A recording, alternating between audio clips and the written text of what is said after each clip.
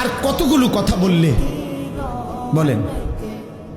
এই জন্য নওজোয়ান, আমার অনুরোধ রইল, নওজোয়ান নিজেরে বরবাদ করে দিও না বাপ, নিজেরে শেষ করে দিও না, নষ্ট করে দিও না, কষ্ট পাইবা বাপ। একদিন কবরে তোমার 14 গোষ্ঠীর কেউ থাকবে না, একদিন হাসরের ময়দানে তোমার পাশে কেউ থাকবে না, তুমি শুধুই একা। আল্লাহ তাআলা বলছেন, বান্দা আমি এত বড় কোরআন নাজিল করলাম, তারপরে আর কি বললে তুমি ঈমান আনবে? আর কেমনে বলতাম আমি?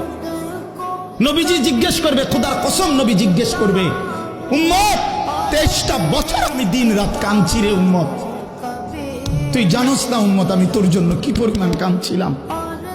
সারাটা রাত আমি কেঁদেছি, তায়েফের পাথরের আঘাতে আমার পিঠ ছিদ্র ছিদ্র করে ফেলছে, আমি ক্ষুধার কষ্টে পেটে পাথর ভাঙছি, আমার ঘরের চুলায় আগুন জ্বলে নাই, আমি দান্দার শহীদ করে সারাটা দেহ রক্ত মাখা হয়ে বেহুশ হয়ে উহুদের প্রান্তরে পড়েছিলাম, এত কাঁদলাম, এত রক্ত ঝরাইলাম, 23 বছরের বিনিময়ে উম্মত আমি বুঝি তোর কলজাটা নরম করতে পারলাম না। কি বলবেন ভাইয়া? এই ছেলেরা বাপ কি বলবা তোমরা? বলো দোস্ত।